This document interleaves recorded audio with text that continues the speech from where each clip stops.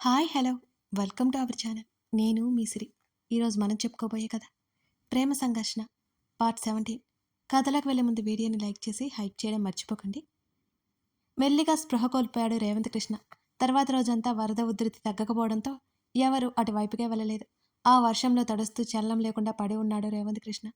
తర్వాత రోజు ఆ దగ్గరలో ఉన్న గ్రామంలో పశువుల కాసే వ్యక్తి రేవంత్ కృష్ణను చూసి తమ గ్రామస్తులను పిలిపించుకొని వచ్చి వారి గ్రామము చేర్చారు. రేవంత్ కృష్ణ కోలుకోవడానికి 3 రోజుల పైనే పట్టింది. అతను కళ్ళు తెరిచిన తర్వాత పలికిన మొదటి పదం చంద్రిక. ఆ రాత్రి అక్కడే ఉండి మరుసటి రోజున ఒక వ్యక్తి సాయంతో సీతాపురం చేరుకున్నాడు.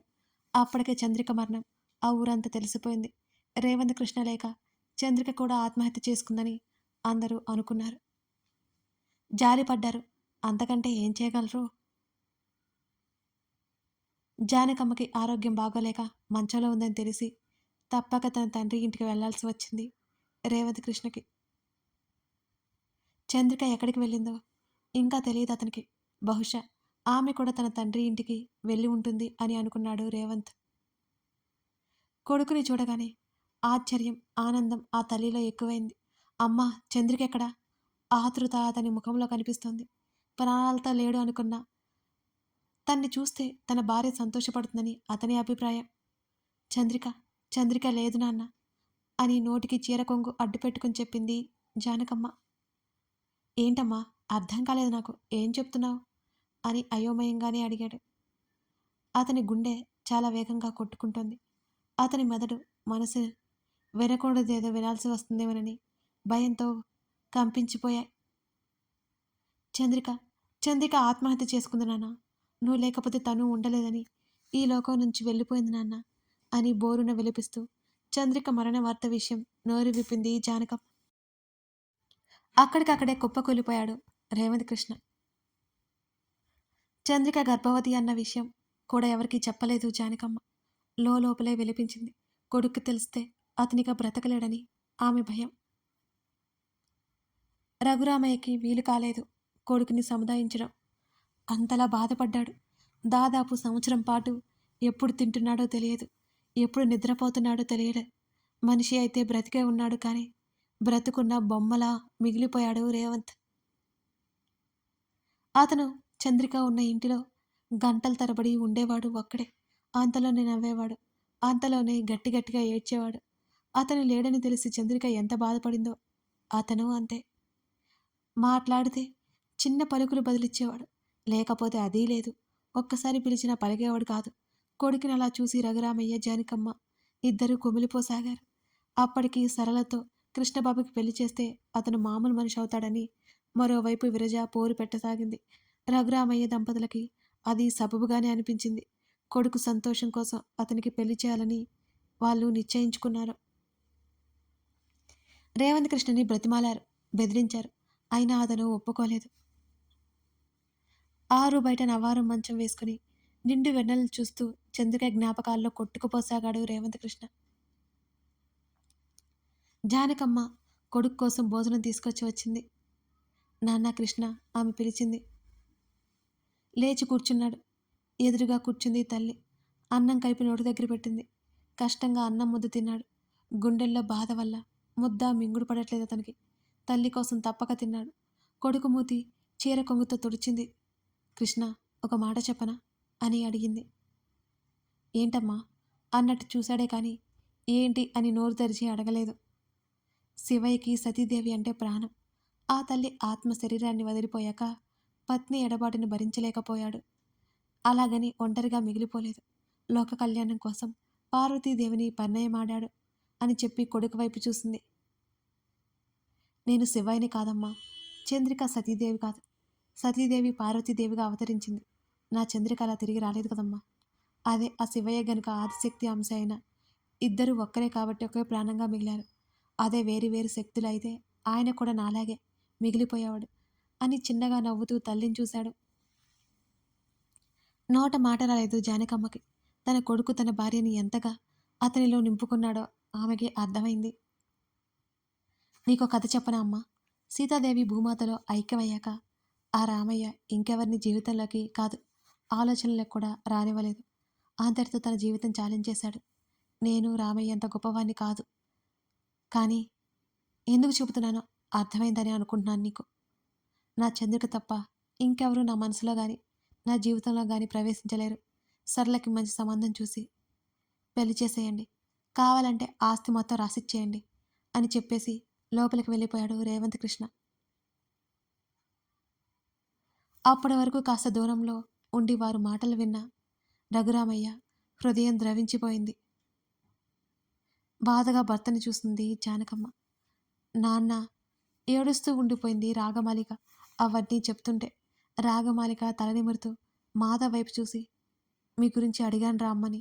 మీకు పెళ్ళైపోయి ఎక్కడో ఉన్నారని చెప్పింది. ఇక నేను పట్టించుకోలేదు. ఆ తర్వాత మీరిక ఊరు రాలేదు. నేను ఈ ఊరు దాటి ఎక్కడికి వెళ్ళలేదు చెప్పాడు రేవంత్ కృష్ణ. అక్కడంతా నిశ్శబ్దంగా మారిపోయింది. కృష్ణ అంత బాధను భరించడం తెలిసి అందరిలో విషాదపు ఛాయలు అలుముకున్నాయి. రేవంత్ కృష్ణ ఒడిలోనే ఏడుస్తూ నిద్రపోయింది రాగమాలిక. మీకు నేను బ్రతికే ఉన్నట్టు ఎలా తెలిసింది అని కృష్ణ అడిగాడు. మా ఊరి వెంకట్లేడు, వాడు మేముండే సిటీలో కనిపించాడురా. అప్పటికి గుర్తుపట్టి దగ్గరికి వెళ్ళాను. అప్పుడు తెలిసిందిరా నువ్వు ప్రాణాలతో ఉన్నావని. వెంటనే నీ దగ్గరికి రాలేకపోయాను. రాగకి విషయం చెప్పాను. అప్పటి వరకు నువ్వు లేవని చంద్రిక ద్వారా విన్నది రాగ. వెంటనే నిన్ను చూడాలని వచ్చేసింది. కానీ ఇక్కడ వచ్చేసరికి రాగకి మీ కుటుంబం మీద సదాభిప్రాయం లేదు. చంద్రిక కష్టాలకి మీరే కారణం అనుకునేది. అందుకే ముందుగా తన్ని మీ దగ్గరికి చేర్చాను. దగ్గరుండి చూస్తే గానీ మీరు ఎలాంటి వారో అర్థం కాదని, నాకు రావడానికి వీలవ్వదని చెప్పేశాను. అందుకే తను నా కూతురిలా పరిచయం చేసుకుంది. నువ్వు చంద్రికని నిజంగా ప్రేమిస్తే తన గురించి చెప్పాలి అనుకుంది. లేకపోతే తిరిగి వచ్చేయాలనుకుంది అని అన్నాడు మాధవ్. మౌనంగా రాగమాలికను చూస్తుండిపోయాడు రేవంత్ కృష్ణ. కృష్ణ, ఇక్కడ పడుకోబెట్టు దిండుని సరిచేస్తూ చెప్పింది సుప్రజ. వద్దు సుప్రజ, ఉండనివ్వు. నా బంగారు తల్లిని ఎన్ని నిద్రలేని రాత్రులు గడిపిందో అని అన్నాడు రాగమాలికనే చూస్తూ. అవునరా, నువ్వు చంద్రికని ఎంత అపురూపంగా చూసుకునేవాడివో. తెలిసిన దగ్గర నుంచి నీకు విషయం చెప్పాలి అనుకుంటోంది. అంతలోనే నువ్వు నమ్ముతావో లేదు. ఎన్నెన్ని ఆలోచనలు ఈ వయసులో అని మాధవ్ అన్నాడు. మీ ఇద్దరికీ రుణపడి ఉంటాన్రా. నా చంద్రిక నేను కలవడానికి మీరెంత సాయం చేశారు. ఇప్పుడు నా కూతుర్ని నా దగ్గరికి చేర్చారు. ఏమిచ్చి మీ రుణం తీర్చుకోవాలి మధు అని అన్నాడు కృష్ణ. కృష్ణ, రాగ మా కూతురు లాంటిది. కూతురే, మాకు పిల్లలు లేకపోయినా రాగ ఉంది అని కుదుటపడేవాళ్ళం. నువ్విలా మాట్లాడకు అని సుప్రజ కన్నీళ్లతోనే చెప్పింది. అది కాదు సుప్రజ, మీరు లేకపోయి ఉంటే చంద్రిక ఇంకెన్ని కష్టాలు పడేదో కదూ. అతని గుండె బరువై మాట నూతిలో నుంచి వచ్చినట్టుగా ఉంది. రాగని పడుకోనివ్వండి, కాసేపు పద బయటికి సుప్రజతో అన్నాడు మాధవ్. సరే అంటూ మాధవ్ వెంట వెళ్ళిపోయింది. ఏంట్రా అలా చూస్తున్నావు నా బంగారాన్ని? రాగమాలికని చూస్తున్న నందుతో అన్నాడు కృష్ణ. నీకు బంగారం అయితే నాకు బంగారమే మావయ్య అని అన్నాడు నందు. అదేంటి అని గంభీరంగా అన్నాడు కృష్ణ. అత్తయ్య లక్షణాలు ఒక్కడి కూడా రాలేదు రాక్షసికి అనగానే కోపంగా చూశాడు రేవంత్ కృష్ణ. అలా చూడకు మావయ్య, 2 సంవత్సరాల నుంచి ప్రేమిస్తున్నాను నేను. నువ్వంటే నాకు ప్రేమ లేదు, వెంటపడి విసిగించుకొని ముఖం మీదనే చెప్పింది అని అన్నాడు ముఖం చిన్నపుచ్చుకొని నందు. నందుని చూసి నవ్వాడు రేవంత్ కృష్ణ. నీకు నవ్వొస్తుందా మావయ్య? అలిగినట్టు ముఖం పెట్టాడు నందు. రాగ నీకు 2 సంవత్సరాలుగా తెలుసా అని అడిగాడు ఆశ్చర్యంగా. అవును, మేమిద్దరం ఒకటే ఆఫీస్. డాక్టర్ కాదా నా కూతురు అని ఆశ్చర్యంగా అడిగాడు. ఆ, డాక్టరా అమ్మాయి గారు? నీ దగ్గరికి ఎలా రావాలా అని తన డాక్టర్ ఫ్రెండ్స్ని దింపి ఈ ఇంటికొచ్చింది అని చెప్పాడు నందు. కాదు నాన్న, లేచి కూర్చుని నందుని సీరియస్గా చూసింది రాగమాలిక. ఏం కాదు, నువ్వు వాళ్ళని అడ్డు పెట్టుకునే కదా వచ్చింది అని అన్నాడు నందు. నీ మట్టి బుర్రకి అంతకంటే ఇంకేం ఆలోచిస్తుందిలే. నందుని కోపంగా చూసి రేవంత్ కృష్ణ వైపుకి తిరిగి, నాన్న, నేను వాళ్ళని అడ్డు పెట్టుకుని ఏదో చేద్దామని రాలేదు. వాళ్ళు మెడికల్ క్యాంప్ అంటున్నారు, దాని గురించి నాతో అన్నారు. ఏదో ఒక ఊరు ఎందుకని ఇక్కడే మన ఊరైతే బాగుంటుందని చెప్పాను. అంతేకాని నేను ఇక్కడ ఉండడానికి నాకు స్ట్రాంగ్ రీజన్ కావాలి. అందుకే డాక్టర్ అని చెప్పాల్సి వచ్చింది అని తలదించుకొని చెప్పింది రాగమాలిక. నందు, చెప్తే నమ్మేస్తానా? నా బంగారం ఏ తప్పు చేయదు. రాగమాలిక తలనిమిరాడు. వెంటనే తల ఎత్తి నవ్వింది. నందుని చూసి కళ్ళు ఎగరేసింది. ఏడ్చావులే అన్నట్టు చూశాడు నందు. ముఖం తిప్పుకుంది. కాసేపు విశ్రాంతి తీసుకోమ్మా, నేను పొలం వరకు వెళ్ళి వస్తాను అని అన్నాడు రేవంత్ కృష్ణ. నేను వస్తాను నాన్న, రాగమాలిక చెప్పింది. బయట ఎండగా ఉందిరా, మనం రేపు ఉదయాన్నే వెళ్దాం సరేనా అని అన్నాడు. ఆమె తల ఊపింది. విశ్రాంతి తీసుకోనందు. ఆ మావయ్య అన్నాడు నందు. తోట వరకు వెళ్ళాలి పద అని అన్నాడు కృష్ణ. ఇప్పుడే ఎండగా ఉందన్నారు కదా మావయ్య, నా బంగారు తల్లి ఎండలో వాడిపోతుంది, నువ్వేం కరిగిపోవులేరా అని కృష్ణ అన్నాడు. అన్యాయం అన్నాడు నందు చిన్నపిల్లాల్లా ఉడుక్కుంటూ. నందుని చూసి గట్టిగా నవ్వేసింది రాగమాలిక. అతను చూస్తుంటే నోటికి చెయ్యడ్డు పెట్టుకుంది. అలా ఆమె నవ్వుతుంటే తృప్తిగా అనిపించింది కృష్ణకి. రేవంత్ కృష్ణ నందు వెళ్ళిపోయారు. రాగమాలికకి చాలా అంటే చాలా సంతోషంగా ఉంది. ఇన్నాళ్ళకు తన తండ్రి ప్రేమ దక్కింది. ఇప్పుడు తన తల్లి ఉంటే ఎంత సంతోషంగా ఉండేదో అనిపించింది. చంద్రిక గుర్తు రాగానే తన బ్యాగ్లో నుండి ఆల్బమ్ బయటికి తీసింది. రాగమాలిక చిన్నప్పటి నుంచి చంద్రిక చనిపోయే వరకు తమ తల్లితో దిగిన ఫోటోలు ఒక్కొక్కడిగా చూస్తుండిపోయింది. ఆ ఆల్బమ్ని గుండెకి హత్తుకుని తల్లిని తలుచుకుంటూ కన్నీరు పెట్టుకుంది. పనిచేసే వాళ్ళకి పనులు పురమాయించి నందు కృష్ణ ఒక చెట్టు కింద కూర్చున్నారు. అంతలోనే మాధవ్ కూడా వచ్చాడు. హాయ్ అంకుల్, రండి రండి, మాధవ్ కూర్చోడానికి అన్నట్టు స్థలం చూపించాడు నందు. మామ అల్లుళ్ళు ముచ్చట్లు పెట్టారేంటి, ఏంటి విషయం అక్కడ కూర్చుంటూ అడిగాడు మాధవ్. కూతుర్ని ఇవ్వమని బ్రతిమాలుతున్నాను అని అన్నాడు నందు. తండ్రిని కాదు, ముందు కూతుర్ని ప్రసన్నం చేసుకో అని నవ్వాడు మాధవ్. రాగ ఇష్టం నాదేం లేదు, చేతులెత్తేశాడు రేవంత్ కృష్ణ. మామయ్య అని దిగులుగా ముఖం పెట్టాడు నందు. నువ్వు వెళ్ళి రాగని ప్రసన్నం చేసుకో, మామతో ఉంటే నీకేం వస్తుంది అని అన్నాడు మాధవ్. అవునంకుల్, నన్ను మామయ్య పొలానికి లాక్కొచ్చారు, నేను ఆ పనిలోనే ఉంటారు, మీరు నిదానంగా రండి అని అక్కడి నుంచి వెళ్ళిపోయాడు నందు. ఏంటి కృష్ణ, ఏం ఆలోచిస్తున్నావు? నందు రాగకి సరైన జోడి.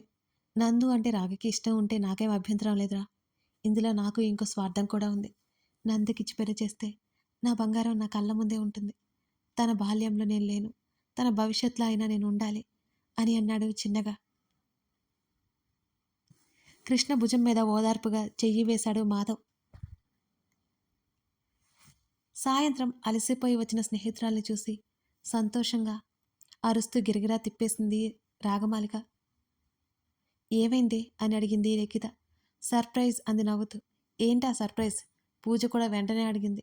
ఇప్పుడే కాదు, తర్వాత చెప్తానులే అంది రాగమాలిక. తర్వాత చెప్పే బదులు ముందే ఊరించడం ఎందుకే? ఉసూరుమంటూ ఫ్రెష్ అయ్యి బెడ్ మీద వాలారు లిఖిత పూజ. నవ్వుకుని రేవంత్ కృష్ణ కోసం వెళ్ళింది రాగమాలిక. రాగా నందు ఎదురయ్యాడు. ఏంటి సీరియస్గా అడిగింది. పొగరు అని గొనుక్కున్నాడు. నీతో మాట్లాడాలి అన్నాడు. ఏంటో చెప్పు. ఎక్కడ కాదు మరి, నైట్ కలుస్తా.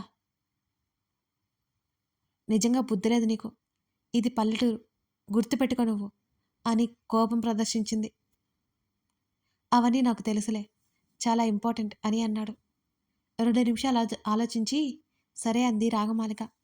నేను కాల్ చేస్తాను, పెరట్లో ఉంటాను అని అన్నాడు. మాట్లాడుకుంటున్న నందు రాగమాలికను చూడగానే విరజ కళ్ళలో నిప్పులు పోసుకుంది. కథ కొనసాగుతోంది. అసలు చంద్రిక వెళ్ళిపోవాలనే ఆలోచన ఎందుకు చేసినట్టు? విరజ వీళ్ళని చూసింది కదా. ఇంట్లో అందరికీ నిజం తెలిస్తే రాగమాలికను యాక్సెప్ట్ చేస్తారా? విరజ ఇంకేదైనా చేయబోతుందా? కథ నచ్చితే లైక్ చేసి కామెంట్ చేయడం మర్చిపోకండి. మరిన్ని కథలకై మన ఛానల్ని సబ్స్క్రైబ్ చేసుకుని సపోర్ట్ చేస్తారని ఆశిస్తున్నాను. Thank you for watching this video.